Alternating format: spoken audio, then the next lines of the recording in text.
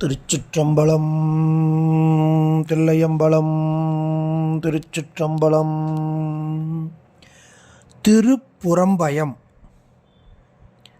இத்திருப்புறம்பய திருத்தலத்தில் இறைவனின் திருநாமம் சாட்சிநாதேஸ்வரர், புன்னைவனநாதர்.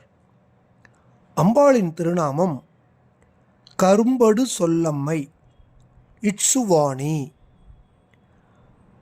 இத்திருத்தலம் பிரளய காலத்தில் வெள்ளமானது ஊரினுள் புகாதவாறு தடைப்பட்டு புறத்தே நின்றமையால் இத்திருத்தலத்திற்கு திருப்புறம்பயம் என பெயர் வந்தது. இத்தல விநாயகர் பிரளயம் காத்த விநாயகர் எனப்படுகிறார். இத்திருத்தலத்தில் தனது தங்கை மகளுடன் காவிரி பூம்பட்டினத்திலிருந்து ஒரு வணிகன் வந்திருந்து தங்கியிருந்தான். அவன் அன்று இரவு அரவு கடித்து இறந்து போனான். அவனுக்கு எல்லாம் வல்ல சிவபெருமான் உயிரளித்ததோடு அந்த பெண்ணையும் திருமணம் புரிவித்தார். அந்த பெண் மதுரையில் அவளது கணவனின் முதல் மனைவியால் பழிக்கப்பெற்ற போது இத்திருத்தலத்தில் உள்ள வன்னிமரம், கிணறு, மடைப்பள்ளி இவைகளோடு சென்று சாட்சி அளித்தார். எனவே இசுவாமிக்கு சாட்சிநாதர் என்ற பெயரும் காணப்படுகிறது. மேலும் இத்திருக்கோயிலுக்கு நாளும் விறகு கொண்டு வந்த ஒரு ஆதி திராவிடருக்கு வீடு பெற்றை அருளினார். துரோணர் இறைவரை வழிபட்டு அசுவத்தாமா என்ற புதல்வனை பெற்றார்.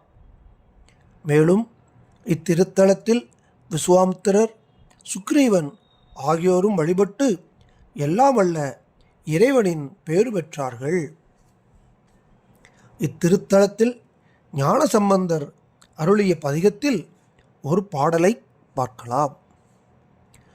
கோவாய இந்திரனுள்ளிட்டாராக குமரனும் விக்ன விநாயகனும் பூவாய பீடத்து மேலையனும் பூமி அளந்தானும் போற்றி இசைப்பாவாய இன்னிசைகள் பாடியாடி பாரிடமும் தாமும் பறந்து பற்றி பூவார்ந்த கொன்றை பொறிவண்டார்க்க புறம்பயம் நம் ஊரென்று போயினாரே.